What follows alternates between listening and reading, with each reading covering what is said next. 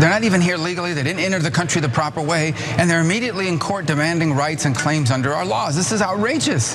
What other country in the world would that even be allowed? What other country in the world would even tolerate that? So I think this is, this is not immigration, what we're seeing, okay? This is mass migration. That's a very different thing. Marco Rubio, a United States senator, who knows that the federal government has completely dropped the ball on immigration reform, has decided to demonize Venezuelans who are seeking asylum here in the United States, and by the way, happen to be here legally. They're here legally. He lied about that on national television, on Fox News, no less, of course. These are people who are awaiting their day before an asylum judge to determine whether or not their asylum claims will allow them to remain here in the United States. So it's really important to draw that distinction, okay? This United States senator who comes from a family of Cuban refugees, and his family, of course, got to benefit from something called amnesty following the Cuban Revolution, has some thoughts about Venezuelan asylum seekers. And of course, in typical Republican fashion, they love to take advantage of immigration policies that allow their families to come here and then shut the door right behind them. But remember, Marco Rubio has no problem using Venezuelans as props to talk about the suffering people face under the leadership of a socialist president or a socialist dictator, as he would like to say, right? But if they're not convenient props in any given moment, he'll demonize them, and that's exactly what he did there. Now, he also fails to mention other things like, the economic sanctions that the United States has implemented in countries like Venezuela that ends up causing a refugee crisis, migrant crisis. He doesn't really like to talk about that much. But before we get to that, just so we're absolutely clear about how what Marco Rubio said in that video is a lie, let's go to this fun C-SPAN caller who had some thoughts to share with a Republican Congressman, Clay Higgins. Let's watch. These people that are being bused to other parts of the country were scheduled for hearings in court. But you don't believe in rule of law. You believe in your kind of dictatorship. It's about enough for that. Hold on, Representative, let her finish, please. I'm just sorry that I think she's made her point. Program. It's to repeat again what we've done wrong, to accept that the law says asylum is for people who are being persecuted. That's enough of that. You're out of line, lady. You're telling the truth. We're not here for that. I'm here to lie. I'm here to lie about the Venezuelan asylum seekers who are here legally. Okay. Now, let's get to the situation in Venezuela, which Marco Rubio has definitely had a hand in creating, okay? Because as you can imagine, the United States on several different occasions attempted to orchestrate a coup to do away with Nicolas Maduro in Venezuela and essentially install a puppet, Juan Guaido. Luckily, the United States government failed in their efforts to do that. I don't think that we should be in the business of regime change or orchestrating coups in other countries. I don't think that's any of our business. But of course, US business interests don't like the fact that the Venezuelan government nationalized their oil. They would love to rape and pillage the natural resources in that country. So the United States government, under the neoliberal model, of course, springs into action and immediately tries to engage in regime change through an orchestrated coup. Again, they failed. But after failing, what do you think the US government did? You think they just let it go? No. Under the Trump administration, they implemented crippling sanctions that created a humanitarian crisis in Venezuela. To be sure, the economic situation in Venezuela was not great anyway, but it was exacerbated by US sanctions. It was intentionally done to cause pain and suffering among the Venezuelan people, okay?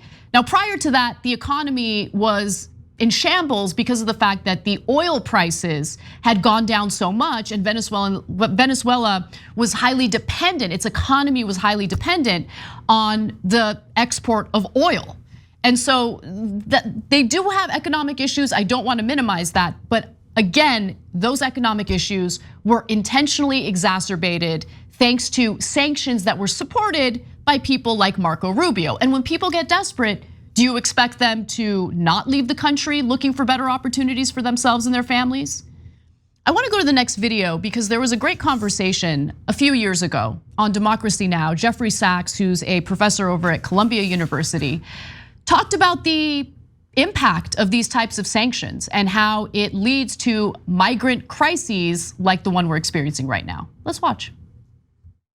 The US government has been trying to strangle the Venezuelan economy. It started with sanctions in 2017 that prevented essentially the country from accessing international capital markets and the oil company from restructuring its loans.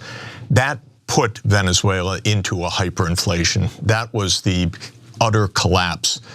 Oil earnings plummeted. The earnings that are used to buy food and medicine collapsed. That's when the social humanitarian crisis went spiraling out of control.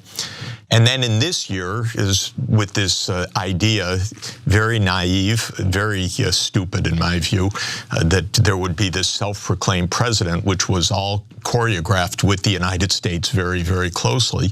Another round of even tighter sanctions, essentially confiscating the earnings and the assets of the Venezuelan government took place.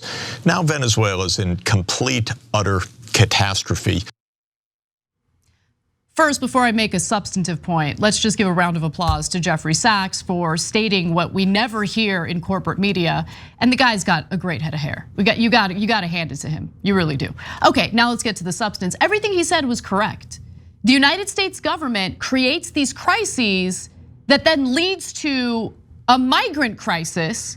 And then when they show up to our border seeking asylum, seeking help, the same politicians who fought to implement the disastrous sanctions in the first place whine and cry about it. People like Marco Rubio. It's just so incredibly ridiculous. And I want to go to one more clip. The next clip that you're about to watch features Miguel Tinker Salas, same episode of Democracy Now! And I think he also made an excellent point about the impact that this has on immigration. At the same thing is happening in other contexts for Central America. The immigration that's happening as a result of failed US policies. As our colleague was saying earlier, the reality is this was tried elsewhere. The regime change that's being tried in Venezuela has been tried elsewhere in Latin America and has led to humanitarian crises throughout Central America, Honduras, Guatemala, El Salvador, in Mexico until very recently. This is what we do. And when Joe Biden decided fairly recently, all right, maybe we should ease these sanctions a little bit, not because he wanted to do it out of the kindness of his own heart. He wanted to do it because of how expensive gas has been at the pump. He wanted to encourage Venezuela to ramp up the production of oil so the supply of oil would increase and the price of gas at the pump would decrease. But of course, when you want something from a country, there's a negotiation that takes place. And in that negotiation, Biden agreed to ease not all of the sanctions, just some of the sanctions. And you wanna know what Marco Rubio's response to that was? He did what he always does, cry. This is what he had to say. President Biden claims to support democracy and human rights, but his foreign policy strategy is actually built around appeasement and giving concessions to dictators. Yesterday, it was the oppressive Cuban regime, and today, it is the criminal Maduro regime in Venezuela. Simply put, President Biden is strengthening illegitimate, corrupt regimes in our hemisphere that undermine American national security. So which one is it, Rubio? Which one is it? Is it, oh, these Venezuelan asylum seekers are victims because they're living under the rule of an evil dictator and they need help, right?